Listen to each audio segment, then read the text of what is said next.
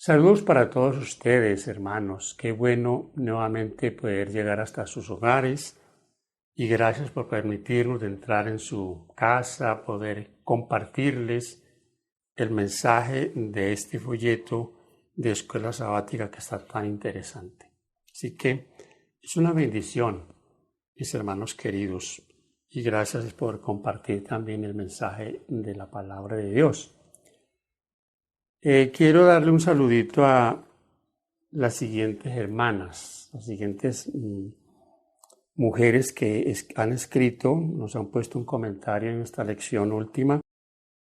Y quiero también desear para ellas las mayores bendiciones del cielo. María Huerta, Gloria Elena Espada, Luz Miriam Londoño, Petra Arango, la hermana nos escribe de Oklahoma, Denis Gómez y Elizabeth Hernández Gaona. Gracias, hermanitas, por sus comentarios, por sus palabras de ánimo, que Dios me las bendiga. Nosotros les saludamos desde acá de Colombia, nosotros vivimos en Sevilla, Colombia. Este es un pueblito al norte de un departamento que se llama Departamento del Valle, así que cuando vengan por aquí, llámenos, hermanitos, para saludarlos. Tenemos una lección muy interesante para esta semana, temed a Dios y dadle gloria. El texto para memorizar es un texto que ya es de memoria para nosotros, Apocalipsis 14:12.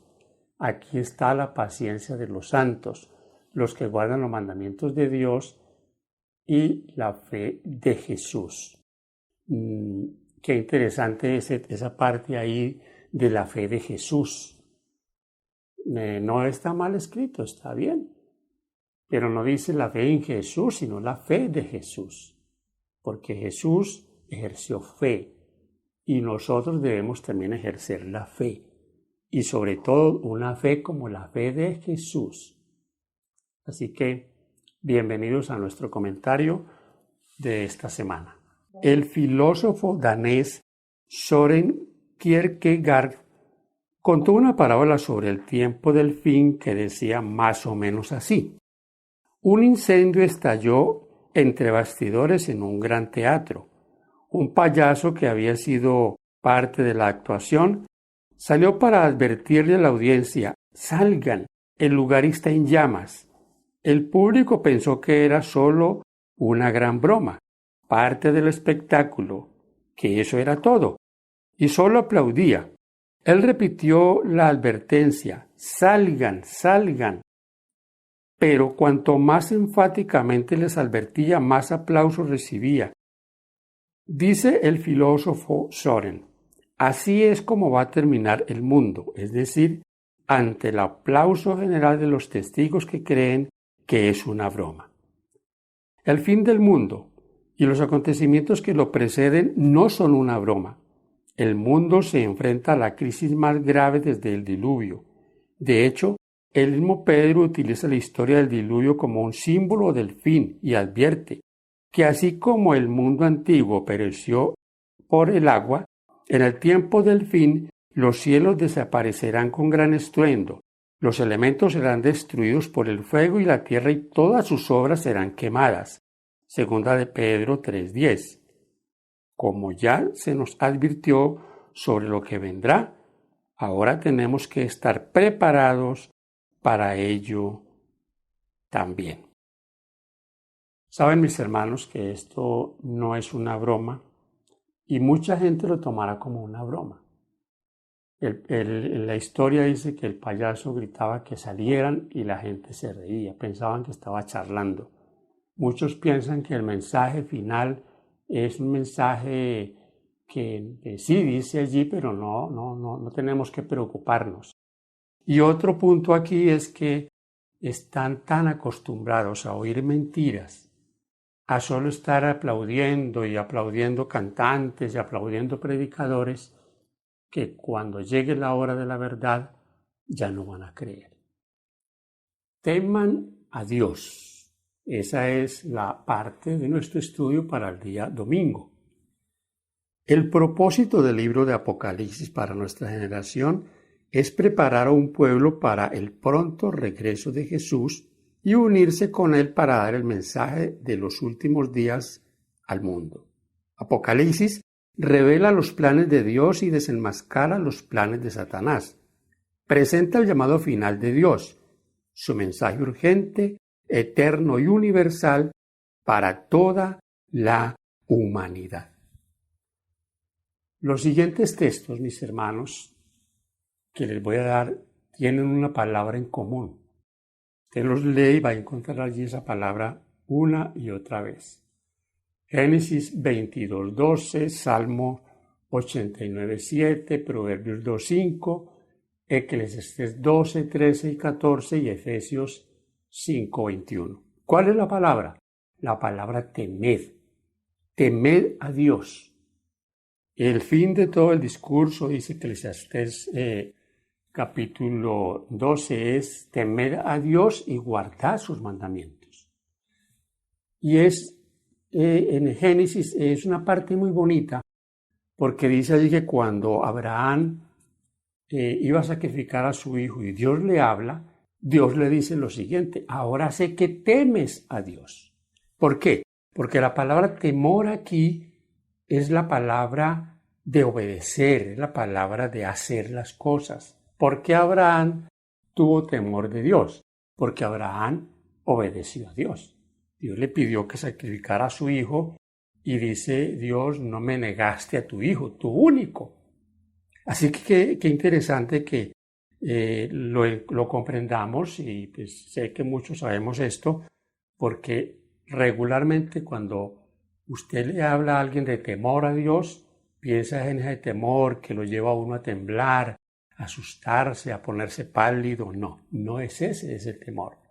Que es un temor reverente, un temor de obediencia, un temor de amor a Dios para hacer su voluntad.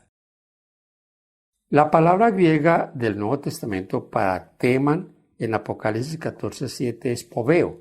Aquí se utiliza no en el sentido de tenerle miedo a Dios, sino en el de reverencia, admiración, respeto. Transmite el pensamiento de lealtad absoluta a Dios y de entrega total a su voluntad. Es una actitud de la mente que se centra en Dios y no en el yo. Es lo opuesto a la actitud de Lucifer en Isaías 14:13 y 14, cuando dice en su corazón: subiré al cielo, en lo alto, por encima de las estrellas de Dios levantaré mi trono.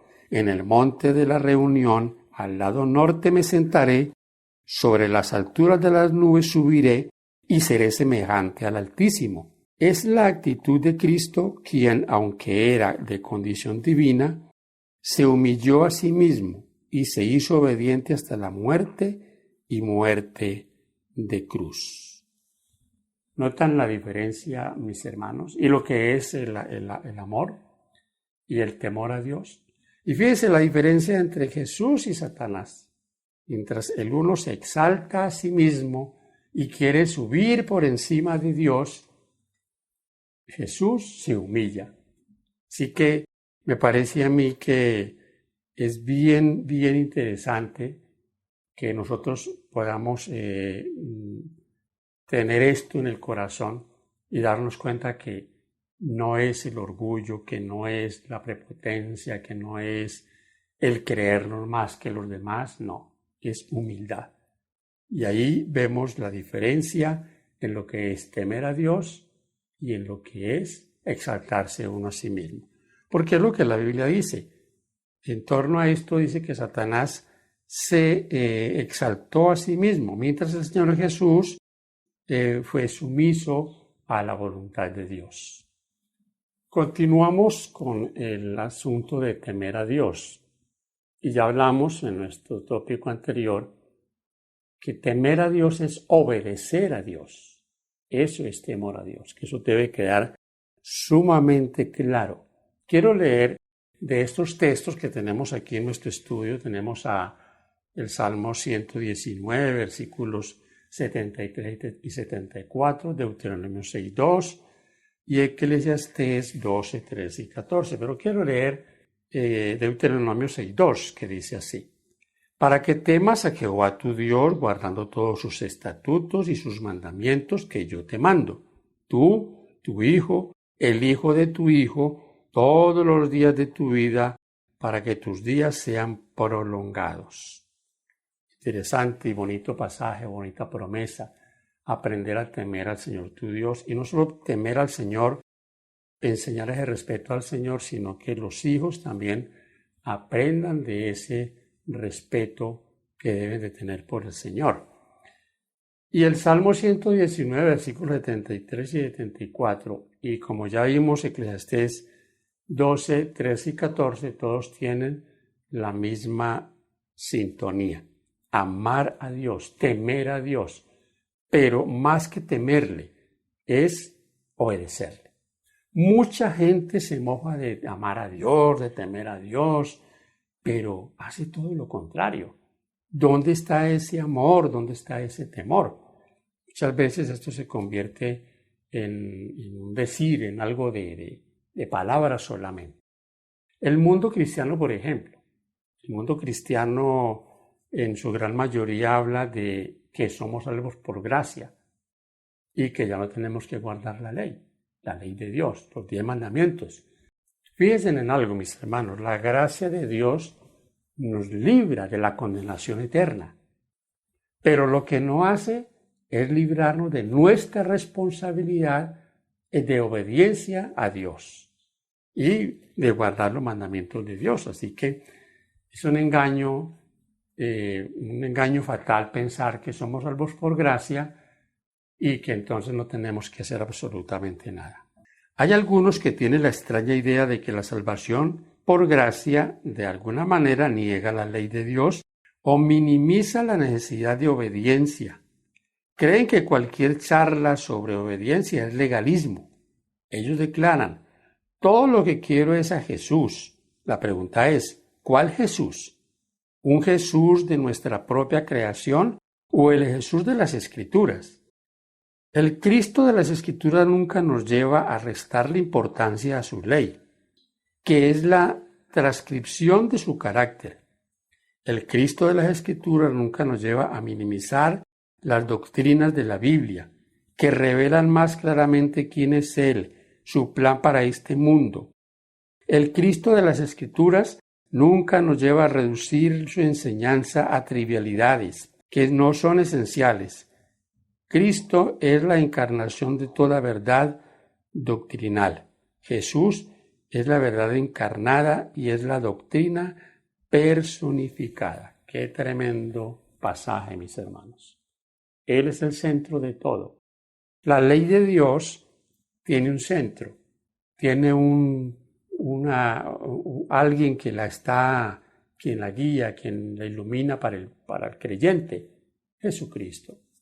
Es que sin Cristo nada tiene valor, ninguna doctrina, ni que tú te alimentes bien, ni que te vistas muy bien, muy recatado, ni que guardes un sábado bien guardado, o pues que lo tengas. Pero si no tienes a Cristo, si no lo haces para agradarle a Él, pues todo eso pierde como el sentido, porque Él es el centro de todo.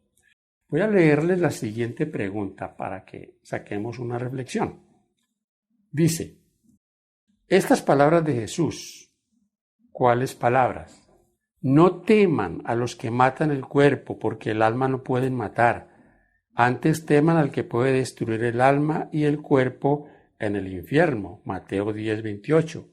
¿Cómo nos ayudan a entender lo que significa temer a Dios? Fíjense, mis hermanos, que en el fondo de todo, el temor a estas cosas, a la destrucción final, puede llevarnos a recapacitar. Y de hecho, hemos hablado de que es importante que estos textos se usen correctamente en un sentido de llamado. Dios no quiere que nadie se pierda, que nadie perezca. Jesús ya lo ha hecho todo, pero nosotros no podemos quedarnos esperando que las cosas nos caigan así como se dice del cielo, ¿no? Y aquí esta parte de que los que matan el cuerpo, pero no pueden matar lo que tú crees, no pueden matar tu amor por el Señor. Temamos a esos y no al que nos va a liberar de ese castigo final. Porque una persona que no goza de la vida cristiana, como dice el apóstol, el temor, mis hermanos, no es algo de fe. Recuerden, el amor echa fuera el temor.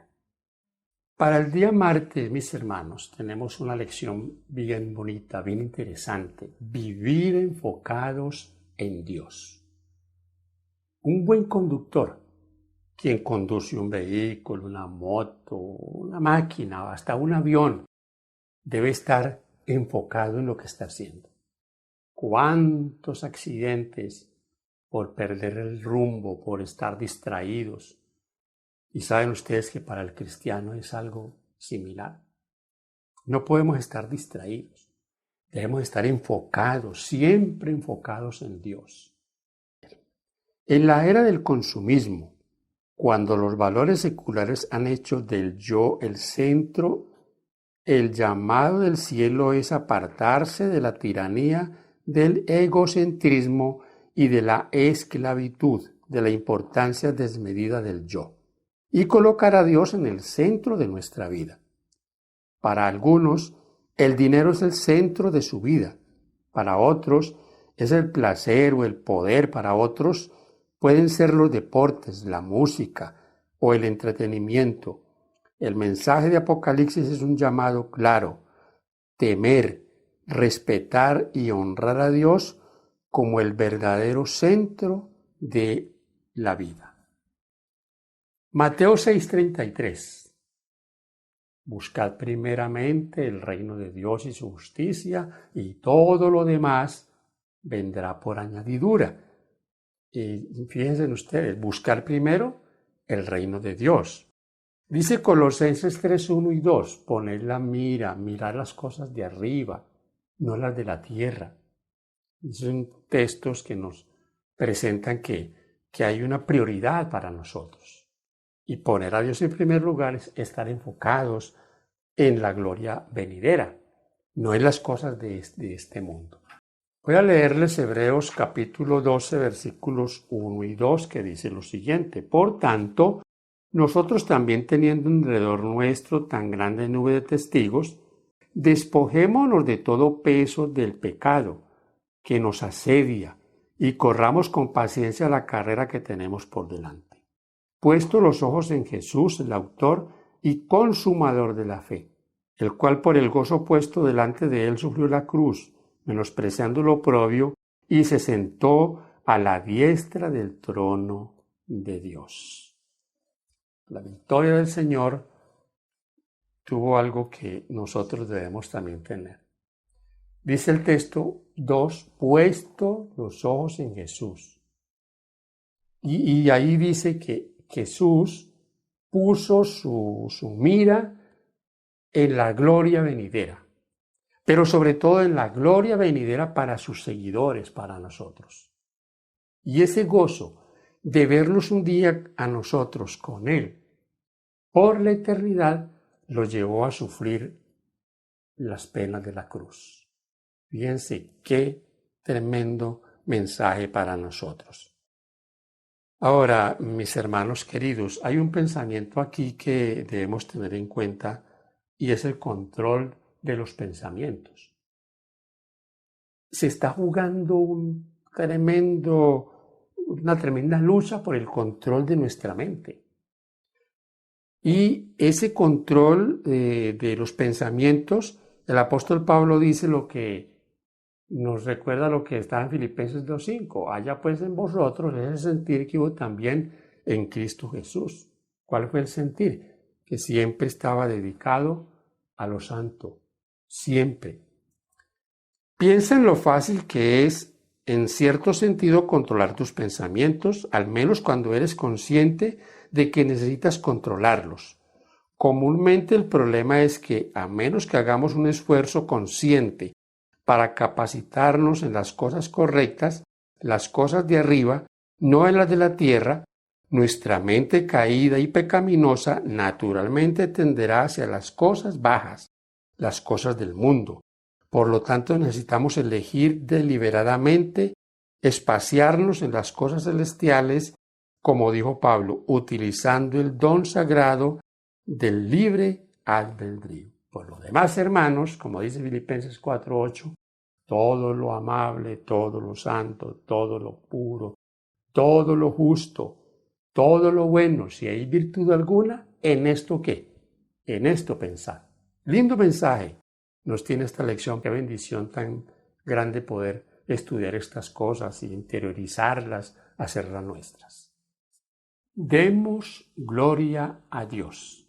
Estamos estudiando nuestra lección para el día miércoles.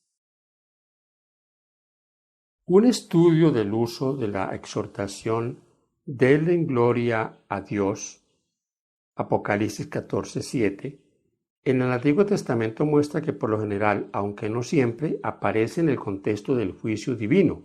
Josué 7:9, primer libro de Samuel 6:5, Jeremías 3:15 y 16, Malaquías 2:2, así como también aparecen en el mensaje del primer ángel, Apocalipsis 14:7. Esta idea también se ve en el Apocalipsis 19:1 y 2.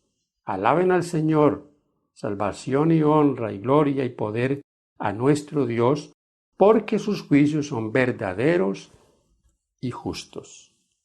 En esta parte de darle gloria a Dios, tenemos aquí una serie de textos que nos muestran una forma de darle gloria a Dios.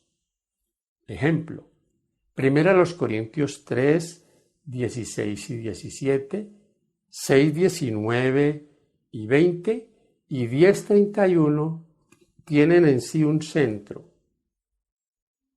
nuestra vida, lo que somos nosotros, este cuerpo como templo del Espíritu de Dios. En 10:31 dice, si coméis o bebéis, o si hacéis otra cosa, hacedla para gloria de Dios. Y luego los otros nos hablan de eso, de que nosotros tenemos una responsabilidad frente al cuidado de la salud, a darle gloria a Dios con cada cosa que hacemos. Según el apóstol Pablo, nuestro cuerpo es un santuario, la morada del Espíritu de Dios, un templo santificado por la presencia de Dios. Las Escrituras nos dan un toque de clarín para glorificar a Dios en cada aspecto de nuestra vida. Cuando Dios es el centro de nuestra vida, nuestro único deseo es darle gloria a Él, ya sea con la dieta, el vestido, el entretenimiento o la interacción con los demás. Damos gloria a Dios al revelar su carácter de amor al mundo mediante nuestro compromiso de hacer su voluntad. Esto es aún más importante a la luz del juicio final de la tierra. Interesante. Una total entrega a Dios nos lleva a glorificarle, a darle gloria.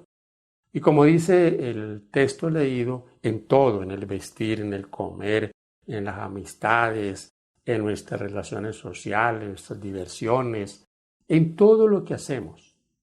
Siempre los que nos ven y nos conocen van a decir o esperan de nosotros esa norma. De igual cuando fallamos, ¿qué hace la gente? Señalarnos. Y mire, no que es un cristiano, no que se cree en Dios. Dicen qué importante es esto, mis hermanos, estar bien centrados en las cosas de nuestro Dios. Entonces, aquí tenemos un pensamiento que podemos, socializar. ¿Qué hacemos nosotros con nuestro cuerpo? ¿Cuál es esa relación mía con mi vida, con lo que hago, con mi vida diaria, con mi identidad? Recuerden que esto es identidad. Voy a leerles acá de Romanos, capítulo 12, el versículo 1 y 2 que dicen: Así que, hermanos, os ruego por la misericordia de Dios que presentéis vuestros cuerpos en sacrificio vivo, santo, agradable a Dios, que es vuestro culto racional. No os conforméis a este siglo, sino transformaos por medio de la renovación de vuestro entendimiento, para que comprobéis cuál sea la buena voluntad de Dios, agradable y perfecta. Presentarnos a Dios siempre con esto en mente. Y eso, mire cómo dice y cómo termina el texto diciendo, hacer la voluntad de Dios debe ser algo agradable, perfecto, gozo, caminar en la presencia de Dios no por ninguna otra motivación más que por el amor, porque queremos ser sus representantes y aquellos que honran y le dan gloria. Llegamos, mis queridos hermanos, a la parte final de nuestro estudio, de nuestro comentario. Tenemos ya esta lección para el día jueves que titula Los vencedores del Apocalipsis. Recuerden que al comienzo hablábamos del texto de Apocalipsis 14:12, de la palabrita final que hay allí en ese texto que dice la fe de Jesús. Fíjense que son dos palabras que son muy bonitas, pero tienen diferente significado. Una cosa es la fe en Jesús y otra la fe de Jesús. La fe en Jesús es, claro, creer que Él es una realidad, que Él no es un mito. La fe en Jesús es creer que Él es amor, que Él promete, que Él cumple, que Él vendrá por segunda vez. Esa es fe en Jesús. Pero fe de Jesús ya es una parte que debo yo de ejercer haciendo las cosas que hacía Jesús. De hecho, Él dijo en varias ocasiones, ejemplo les he dado para que como yo he hecho, ustedes también hagan. ¿Será eso muy difícil? Algunos dicen que es imposible obedecer a Dios. O sea, que quiere decir que Dios es arbitrario, que escribió un libro donde nos da las pautas, cómo vivir, pero que no podemos hacerlo porque es imposible. La imposibilidad está en nuestra mente, la imposibilidad está en nuestra relación con Él, la imposibilidad está en nuestra confianza en Él y en ejercer la fe que Él tuvo. Fíjense en este pensamiento, nosotros podemos vencer porque Él venció. Podemos ser victoriosos porque Él fue victorioso. Podemos triunfar sobre la tentación porque Él triunfó sobre la tentación. No hay obstáculos para eso. Leo Hebreos 4, 14 al 16, que dice: Por tanto, teniendo un gran sumo sacerdote que traspasó los cielos, Jesús el Hijo de Dios, retengamos nuestra profesión, porque no tenemos un sumo sacerdote que no pueda compadecerse de nuestras debilidades, sino uno que fue tentado en todo según nuestra semejanza, pero sin pecado. Acerquémonos, pues, confiadamente al trono de la gracia para alcanzar misericordia y hallar gracia para el oportuno socorro. Ahí está, mis hermanos, la promesa para el vencedor. Acerquémonos, como dice el texto aquí, confiadamente al trono de la gracia. El texto de 7:25 de esta misma carta a los Hebreos dice: por lo cual puede también salvar perpetuamente a los que por Él se acercan a Dios, viviendo siempre para interceder por ellos. Jesús, el divino Hijo de Dios, ha vencido las artimañas del diablo, enfrentó las tentaciones confiando en las promesas de Dios, entregando su voluntad a la voluntad del Padre y dependiendo del poder del Padre. Si confiamos en Él, lo contemplamos y creemos en Él, nosotros también podemos ser victoriosos. Jesús es todo para todos y el mensaje de los tres ángeles gira alrededor de Él. El mensaje de Apocalipsis es de victoria, no de derrota. Habla de un pueblo que venció por su gracia y su poder. La palabra vencer se utiliza 11 veces de una forma u otra en el libro de Apocalipsis. en la visión de las 7 iglesias que representan a la iglesia cristiana desde el siglo I hasta nuestros días, hay creyentes en cada generación que vencen. Dice Juan, en el tiempo del fin, los que venzan heredarán todas las cosas, Apocalipsis 21:7.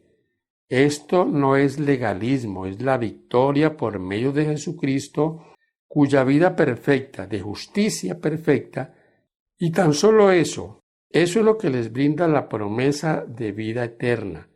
Es fe en acción, es la gracia transformadora y milagrosa en la vida del creyente. Mi hermano y amigo querido, hay una pregunta aquí para terminar. ¿Qué nosotros debemos cambiar en nuestra vida? Hay cosas que queremos vencer y que debemos vencer, pues que Dios nos ayude. Qué linda lección. Yo les invito a que la estudien con todo interés porque tiene un mensaje muy bonito para nosotros. Gracias porque puedo ayudarles un poquito en este comentario a que sea más amplio el panorama para que cuando vamos a nuestras clases de escuela sabática tengamos quizás alguna herramienta, quizás alguna idea. Hermano querido, Dios nos abre a veces ese entendimiento para comprender cosas que todavía necesitamos comprender. Somos vencedores. En Cristo Jesús está la victoria. Que Dios te bendiga.